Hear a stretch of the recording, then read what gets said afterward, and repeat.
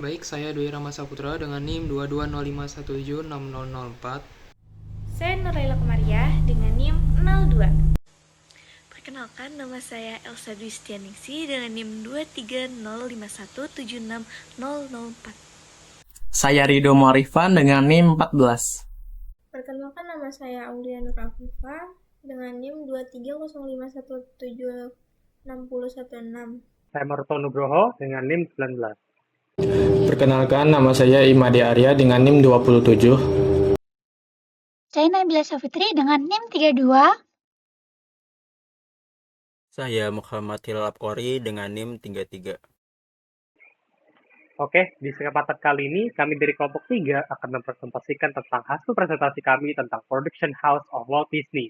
Jadi kita langsung masuk aja ke materinya. Jadi yang pertama adalah pengenalan Walt Disney itu sendiri. Jadi siapa sih itu Walt Disney? Apa sih perusahaan Walt Disney? Jadi Walt Disney sendiri adalah company asal Amerika yang fokus dalam produksi film. Walt Disney sendiri didirikan pada tahun 1923 oleh Walt Disney itu sendiri. Dan Disney ini dikenal dengan pelopor filmnya yaitu Mickey Mouse. Siapa sih yang nggak tahu Mickey Mouse? Jadi mereka lah pencipta Mickey Mouse itu sendiri. Dan juga Walt Disney itu yang menciptakan banyak-banyak film dengan genre animasi, musikal, petualangan, fantasi, dan superhero.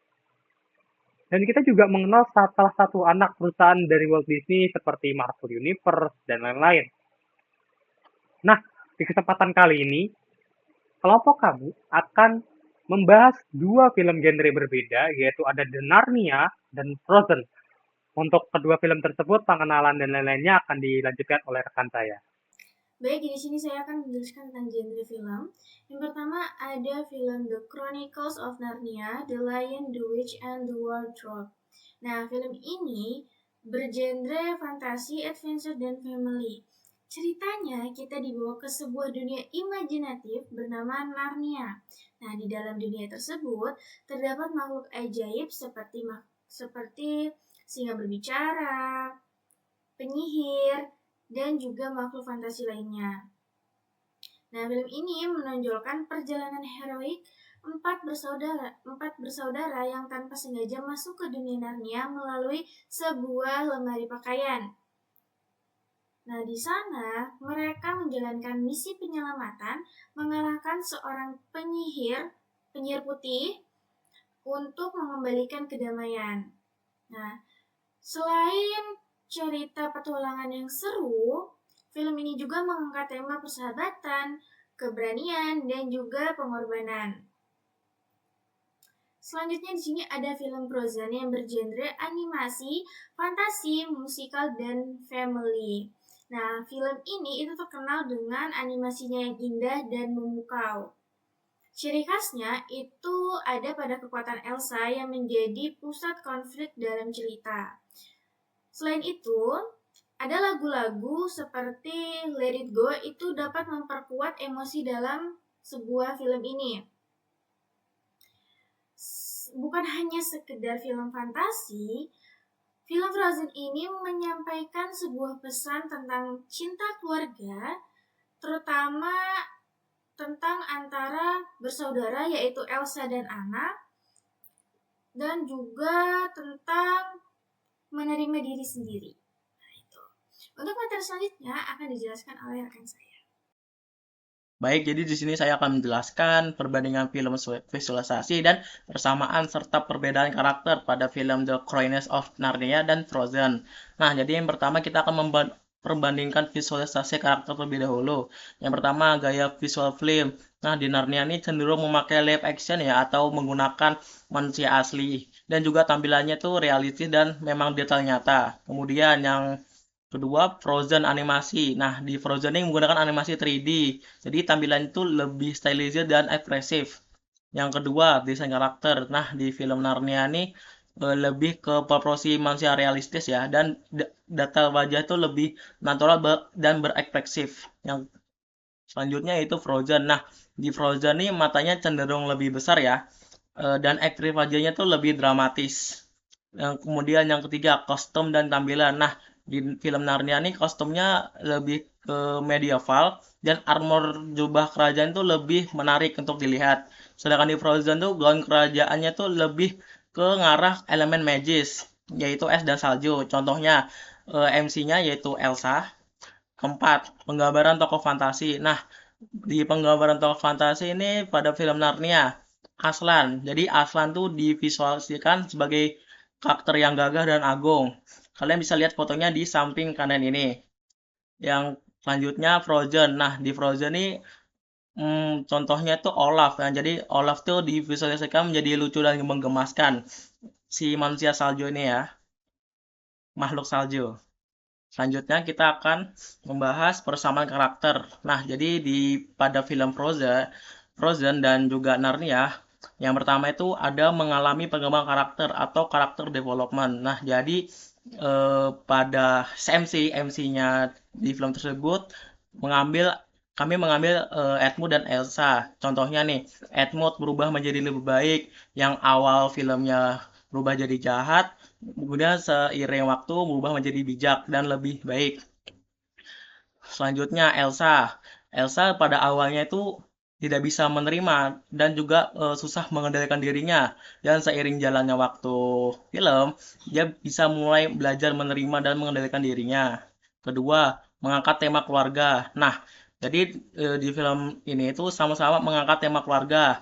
Yang pertama Narnia. Jadi di Narnia itu hubungan keempat adik kakaknya tuh sangat tidak senang, tidak menyenangkan.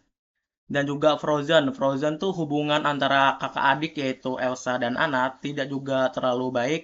Mereka saling bermusuhan satu sama lain.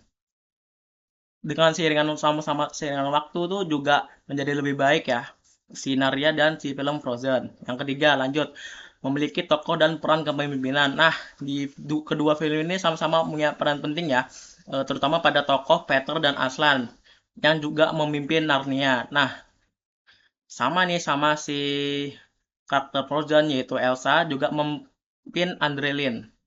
Yang keempat, nilai pengorbanan. Nah, di film ini sama-sama mulai nilai pengorbanan, terutama pada Aslan ya. Aslan ini berkorban untuk Narnia, terutama pada perangnya. Kemudian Anna. Anna itu adiknya Elsa, juga berkorban demi Elsa. Ketika Elsa lagi tidak bisa menerima baik dan mengendalikan dirinya. Kita lanjut.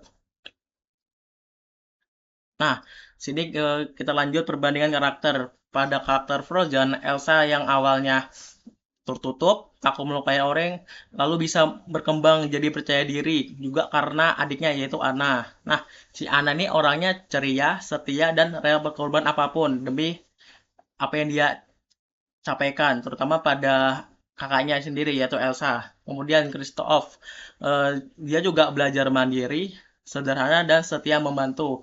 Apalagi setia membantu kepada adiknya Elsa yaitu Anna. Kemudian Olaf. Olaf digambarkan karakternya sangat lucu, polos, simbol persahabatan dan cinta yang dibuat oleh Elsa itu sendiri. Selanjutnya. Nah, perbandingan karakter pada film Narnia. Yang pertama, Peter Defensif, yaitu mempunyai berani atau jiwa pemimpin yang baik. Kemudian Susan lebih bijak, lebih rasional dan pelindung. Pemikirannya lebih jauh daripada keluarga-keluarga lainnya. Kemudian Edmund, Venice. Kemudian Edmund ini cenderung awalnya sempat berkhianat karena tidak mempercayai keluarganya satu sama lain.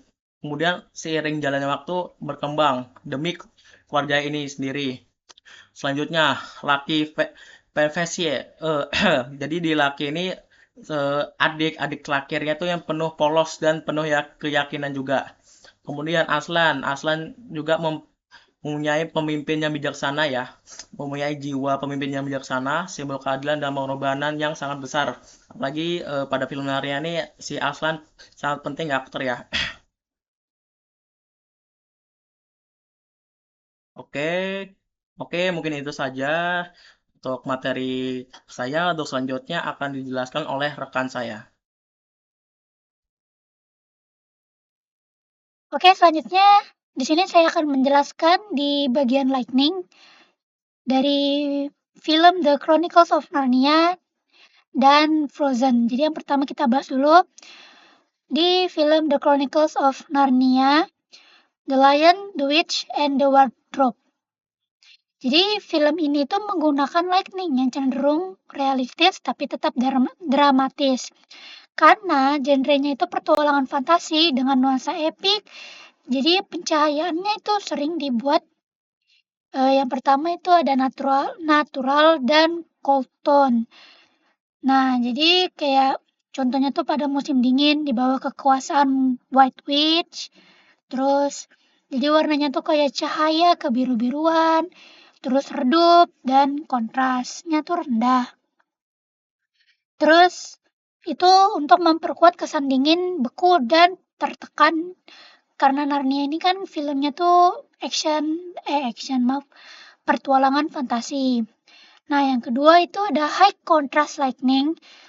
Jadi dalam adegan konflik atau peperangan. Nah, itu contohnya. Jadi kayak bayangannya itu terlihat tegas, memberi efek serius dan berat. Yang terakhir itu ada warm lightning. Nah, ini warm lightning ini muncul saat Aslan hadir atau saat musim semi kembali. Jadi warna kuning kemasan dan cahaya matahari yang lebih terang memberi simbol harapan dan kebangkitan. Jadi secara visual Narnia ini bermain pada transisi cahaya sebagai simbol perubahan kekuasaan dan suasana batin. Lalu yang selanjutnya visualisasi dalam film Frozen. Jadi film Frozen itu merupakan animasi musikal karena berbasis CGI. Lightning di sini sepenuhnya dikontrol secara digital dan sangat stylish. Jadi yang pertama sangat terang dan bersih. Jadi di film-film Frozen itu banyak adegan terutama di Arendelle pada siang hari itu warna terlihat lebih vivid dan tajam. Jadi kayak terang warnanya gitu. Baru yang kedua itu ada cool blue lightning. Jadi itu contohnya saat Elsa menggunakan kekuatannya, ini ada contohnya nih di gambar. Nah, efek pantulan dari cahaya es dibuat berkilau hampir seperti kristal. Cahayanya bukan sekadar menerangi, tapi memperlihatkan tekstur es yang detail. Nah, ini contohnya nih. Lalu yang terakhir itu ada soft lightning. Di beberapa adegan emosional, contohnya interaksi Anna dan Elsa. Jadi bayangannya tuh lebih halus, pencahayaan terasa lembut dan dramatis, tapi tetap ramah. Nah, jadi karena Frozen ini adalah genre merupakan animasi musikal, Lightning juga mengikuti ritme lagu. Dalam adegan Let It Go, pencahayaan berubah seiring transformasi Elsa. Dari gelap dan tertekan menjadi terang dan penuh kilau. Jadi cahaya bergerak mengikuti perkembangan karakter. Lalu yang selanjutnya itu adalah perbandingan. Yang selanjutnya itu adalah persamaan dari film Narnia dan Frozen. Jadi yang pertama di sini sama-sama menggunakan warna dingin untuk menggambarkan kekuatan dan konflik. Lalu menggunakan warna cahaya warna cahaya menandai perubahan suasana cerita. Lightning berfungsi sebagai pendukung emosi dan perkembangan karakter. Itu tadi adalah persamaan-persamaannya. Lalu yang selanjutnya itu ada perbedaan. Narnia menggunakan pencahayaan yang lebih realistis dan dramatis. Frozen menggunakan lightning yang lebih stylish karena berbasis animasi CGI. Yang terakhir, Narnia menekankan suasana epik dan simbolis, sedangkan Frozen menekankan estetika visual dan emosi musikal. Selanjutnya akan dilanjutkan oleh rekan saya. Baik, saya Doi Rama Saputra. Di sini saya akan menjelaskan pembahasan terkait perbandingan film visualisasi dan persamaan serta perbedaan pada efek visual film The Chronicles of Narnia, The Lion, The Witch, and the Wardrobe, dan Frozen. Nah, untuk film The Chronicles of Narnia ini menggunakan pendekatan visual yang menggabungkan aktor nyata, lingkungan sungguhan, dan CGI untuk menghadirkan dunia fantasi yang tampak realistis.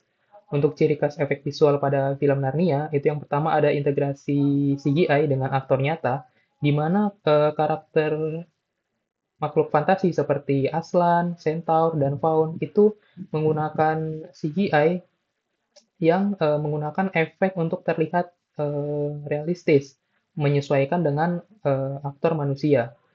Lalu ada efek magis dan lingkungan fantasi, di mana seperti es dan salju dari White Witch itu dibuat dengan penggabungan efek set asli dan juga CGI. Sehingga Disney membuat efek salju yang berkilau, mencair, dan membeku dengan sangat halus. Lalu ada adegan pertempuran, di mana seperti pertempuran besar melibatkan ribuan karakter CGI dan komposisi digital skala luas. Lalu terdapat efek partikel seperti debu, tanah, kilatan pedang untuk menambah kesan yang realistis. Dan ada tone visual realistis. Ini pada efek visual film Narnia itu dibuat agar terasa natural dan bukan seperti kartun, mengikuti genre fantasi.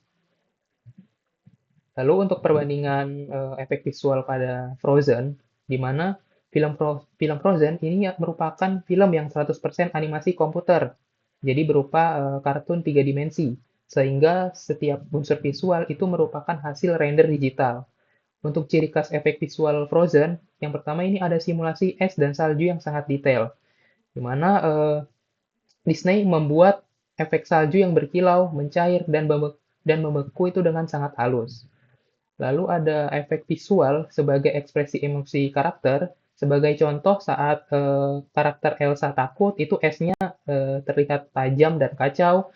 Lalu saat tenang, itu esnya rapi, simetris, dan indah. Ini menunjukkan emosional lewat visual.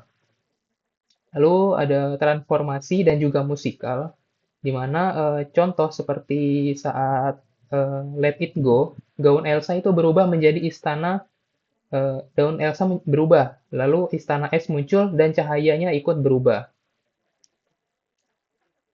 Nah, untuk untuk persamaan dan perbedaan efek visual, yang pertama ini untuk persamaannya itu sama-sama sangat bergantung pada CGI, lalu sama-sama menghadirkan kekuatan sihir melalui efek visual, dan efek visual itu mendukung suasana dan tema cerita.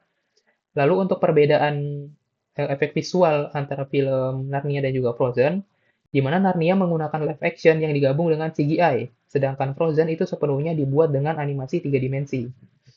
Lalu efek visual Narnia itu dibuat terlihat realistis dan menyatu dengan aktor manusia, sedangkan efek visual Frozen itu dibuat stylish dan menyerupai dongeng. Lalu Narnia itu memakai CGI untuk membuat makhluk fantasi, sedangkan Frozen itu memakai CGI untuk membuat bentuk es dan juga salju yang artistik dan penuh detail. Sekian dari saya, pembahasan selanjutnya akan dilanjutkan oleh rekan saya. Baik, di sini selanjutnya saya akan menjelaskan setting atau tempat pada film The Chronicles of Narnia, The Lion, the Witch, and the Wardrobe. Di sini visual settingnya pertama di rumah Profesor Kirke di Inggris, yang tempat awal cerita dimulai. Ciri khasnya, rumah tua besar di pedesaan Inggris, banyak ruangan kosong dan lorong panjang, lemari kayu besar di salah satu kamar, suasana klasik era Perang Dunia Kedua. Rumah ini menjadi tempat tinggal sementara keempat anak Pevensie saat mereka mengungsi dari kota London karena perang. Yang kedua adalah lemari ajaib, The Wardrobe. Lemari kayu tua milik Profesor Kirke yang pintu masuknya menuju ke dunia Narnia. Awalnya tampak seperti lemari biasa, dan bagian dalam berubah menjadi hutan bersalju. Lemari ini menjadi gerbang penghubung antara dua manusia dan dua dunia Narnia. Yang ketiga ada hutan bersalju Narnia, yang dimana tempat pertama Lucy memasuki Narnia, dan ciri khasnya pepohonan tinggi tertutup salju, lampu jalan klasik, lampos di tengah hutan, dan suasana musim dingin abadi. Hutan ini berada di bawah kekuasaan Witch White Witch sehingga selalu tertutup salju. Lalu yang keempat ada rumah Mr. Tumnus. Rumah milik Mr. Tumnus atau Faun. Ciri khasnya yaitu rumah kecil hangat di dalam hutan, perapian menyala, interior kayu yang nyaman. Berbanding terbalik dengan cuaca dingin di luar, rumah ini memiliki suasana hangat dan aman. Lalu yang kelima ada istana White Witch atau White Witch Castle, yang dimana kediaman White Witch ini memiliki ciri khas istana batu besar dan dingin, interior gelap dan suram, banyak patung batu atau korban sihir yang dikutuk. Tempat kekuasaan dan penindasan. Lalu yang keenam ada perkemahan pasukan Aslan. Ciri khasnya yaitu tenda-tenda di alam terbuka, sungai dan pepohonan hijau. Suasana mulai mencair dari musim dingin menjadi musim semi, dan dipimpin oleh Aslan sebagai simbol harapan dan kebangkitan. Yang ketujuh ada stone table atau meja batu. Di sini tempat penting dalam cerita, memiliki ciri khas meja batu besar di area terbuka, tempat ritual kuno dan hukum sihir terdalam, lokasi pengorbanan Aslan, yang menjadi simbol pengorbanan dan kemenangan kebaikan. Yang kedelapan ada Cair Paravel, yaitu istana kerajaan di tepi laut. Ciri khasnya kastil megah di atas tebing, pemandangan laut lepas, dan aula tahta kerajaan. Tempat penobatan keempat anak Pevensie sebagai raja dan ratu Narnia. Lalu selanjutnya di sini ada setting atau tempat pada film Frozen pertama. Yang visualisasinya yang pertama ada kerajaan Arendelle, di mana kerajaan utama tempat Elsa dan Anna tinggal. Ciri khasnya kastil megah di tepi laut, pelabuhan dan kapal dagang, desa kecil dengan pasar dan rumah-rumah kayu, aula penobatan kerajaan, dan gerbang istana yang lama tertutup. Arendelle terinspirasi dari negara Skandinavia seperti Norway, terlihat dari arsitektur dan fjord dan lanskap pegunungan. Yang kedua ada pegunungan utara, yang dimana tempat Elsa melarikan diri setelah penobatan. Lokasi bersalju tinggi dan terpencil, dan disinilah Elsa membangun istana esnya. Lalu yang ketiga ada istana es Elsa. Istana kristal yang dibuat dari kekuatan sihir Elsa dan struktur transparan dengan tangga spiral dan aula besar, dan menjadi simbol kebebasan kesendirian Elsa. Yang keempat ada hutan dan danau beku, yang dimana tempat berjalannya Anna, Kristoff, dan Olaf. Lalu lanskap liar penuh salju, serigala, dan badai. Lalu di sini ada setting tempat pada film Frozen kedua, yang dimana yang pertama ada kerajaan Arendelle masih menjadi pusat awal cerita, namun lebih stabil dan damai. Di bawah pemerintahan Elsa, Arendelle terinspirasi dari negara Skandinavia seperti Norway, terlihat dari arsitektur, fjord, dan lanskap pegunungan. Yang kedua ada Enchanted Forest atau hutan terlarang. Hutan misterius yang diselimuti kabut sihir selama bertahun-tahun. Tempat roh alam tinggal, ada api, air, tanah, udara. Dan lokasi konflik sejarah antara Arendelle dan suku Notodra.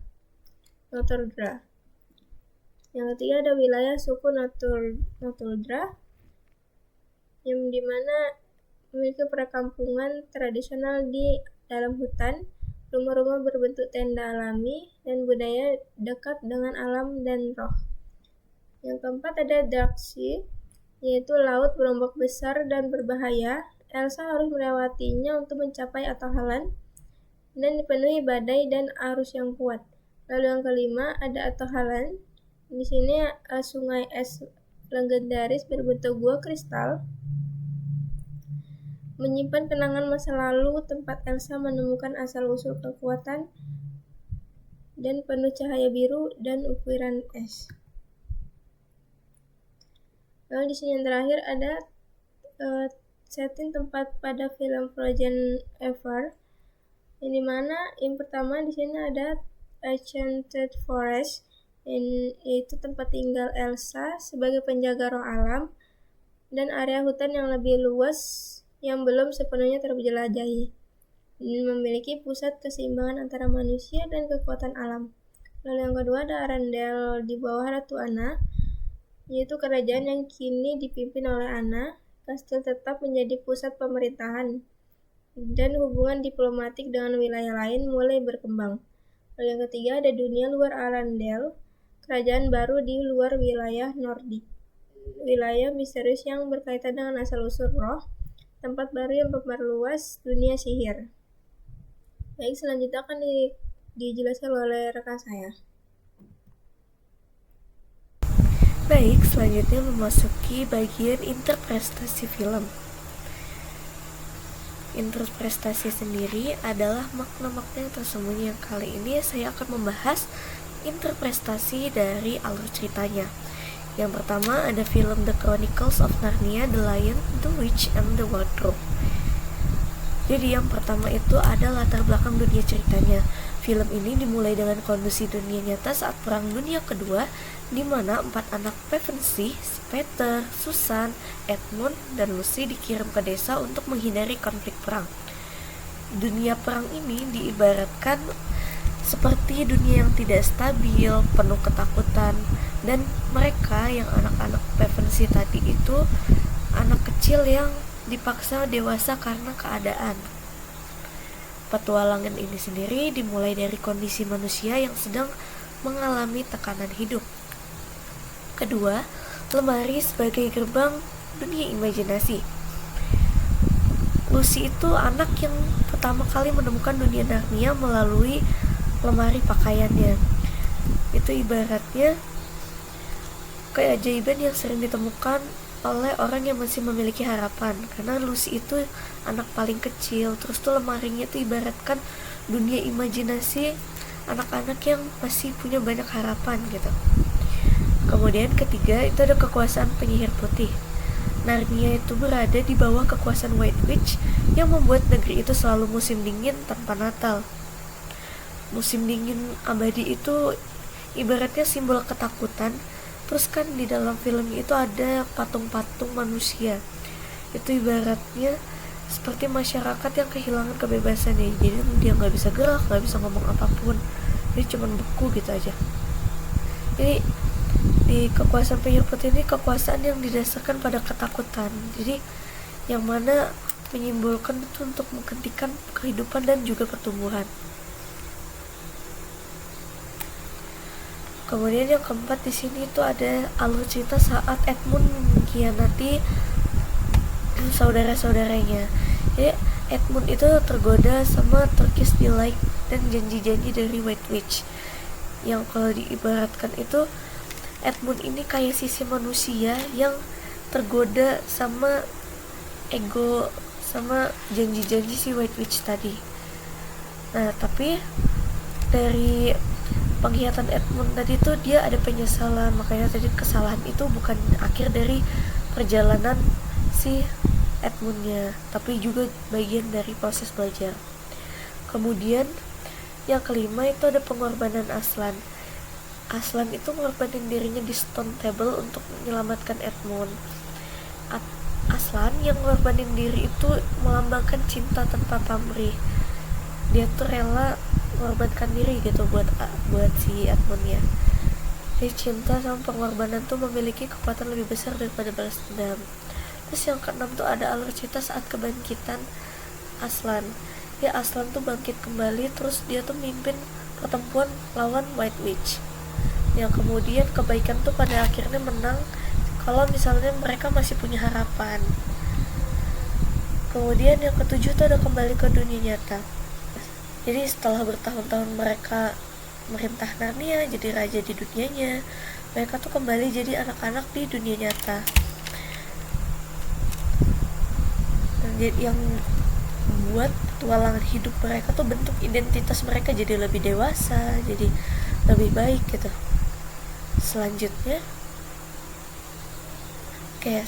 di sini ada interpretasi alur cerita dari Frozen. Yang pertama itu adalah latar belakang ceritanya. Ceritanya tuh dimulai dari masa kecil Elsa sama Anna yang hidup di kerajaan Arendelle. Jadi kekuatannya Elsa itu ibaratnya simbol potensi atau perbedaan yang dianggap orang tuanya juga orang sekitar itu berbahaya. Jadi Elsa tuh terpaksa nekan kekuatannya sendiri supaya tidak membahayakan sekitarnya. Kemudian Elsa tuh punya kekuatan es yang tidak bisa dia kendalikan, secara tidak sengaja melukai Anna gitu kan. Yang bikin dia tuh takut, bikin dia overthinking, takut bakal melukain Anna dan bikin saudaranya gak bangun lagi gitu. Kalau misalnya diibaratkan kekuatan Elsa ini kayak mental health ya kayak dia punya kecemasan, dia punya ketakutan gitu. Yang kedua itu ada tentang Anna. Anna tuh percaya sama cinta romantis nih kayak pada pertemuan pertama. Jadi dia langsung jatuh hati sama si pangeran Hans. Itu menyimbolkan cinta sejati itu bukan cuma datang dari romansa cepat, tapi juga hubungan yang tulus.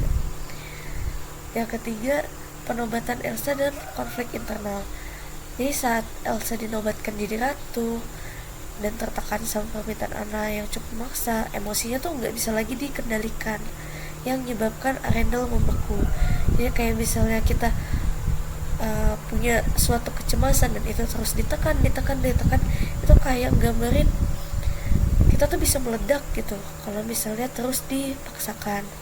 Jadi waktu dia lari tuh kebebasan si Elsa ini bukan berarti dia kabur, tapi dia mencoba nerima diri sendiri gitu.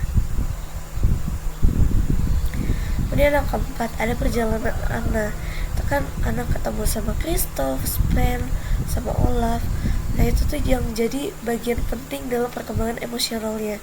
Jadi selama perjalanan tuh Anna bisa belajar kalau cinta tuh gak cuma dalam bentuk romantis, tapi juga dalam bentuk persahabatan, pertemanan, kesetiaan, dan juga kepercayaan. Kemudian ada antagonis dan konflik sebenarnya. Terus di alur cerita tuh ternyata Hans hanya ingin merebut tahta si kerajaan Arendelle. Jadi itu nyimbolin gak semua yang terlihat baik tuh benar-benar baik. Kemudian yang keenam itu ada pengorbanan Anna. Anna tuh ngorbanin dirinya untuk nyelamatin Elsa dari Hans. Terus dia jadi beku gitu kan. Nah terus Elsa ini nyadarin kalau misalnya cinta sejati itu gak cuma dari cinta romantis cewek cowok gitu, tapi juga bisa antar saudara. Kemudian yang ketujuh tuh ada alur saat Elsa belajar mengendalikan kekuatannya melalui emosi positifnya. Jadi dia tuh harus belajar gimana emosinya dia tuh harus dipahamin, harus digertiin, dibiarin bebas gitu, bukan ditakutin atau ditekan. Mungkin itu saja yang akan saya jelaskan dari interpretasi alur cerita. Selanjutnya akan saya serahkan pada rekan saya. Oke, di sini saya akan menjelaskan mengenai sudut pandang. Yang pertama adalah pada film Narnia. Yang kita tahu dalam film Narnia itu sudut pandangnya memakai sudut pandang orang ketiga yang serba tahu. Yang dimana artinya itu cerita tidak hanya berfokus pada satu karakter saja, tapi juga memperlihatkan kejadian dari berbagai karakter seperti Lucy, Edmund, Susan, Peter, bahkan Aslan.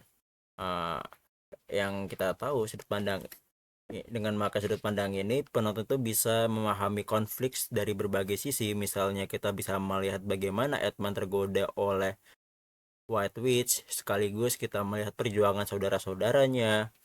Yang hal ini membuat cerita itu lebih luas, besar, dan penuh petualangan seperti itu.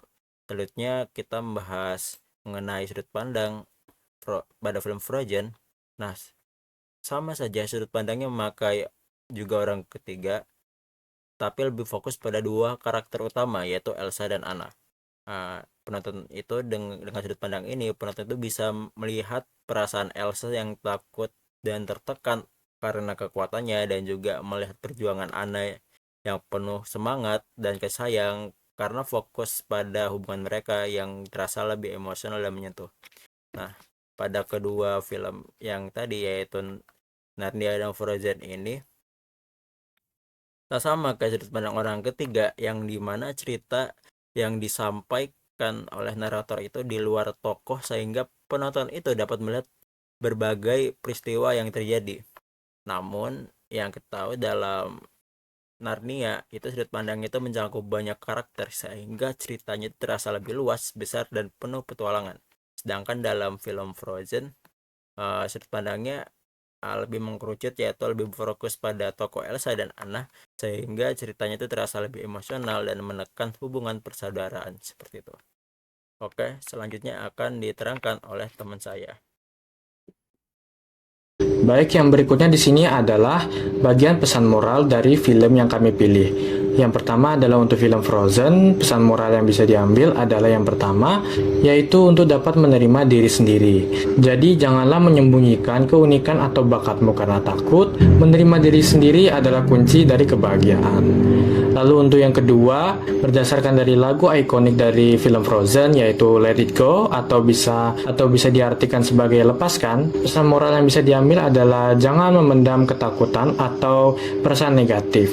Melepaskan hal-hal yang menyakitkan dapat membuat kita merasa lebih bebas. Kemudian yang selanjutnya adalah cinta membutuhkan waktu.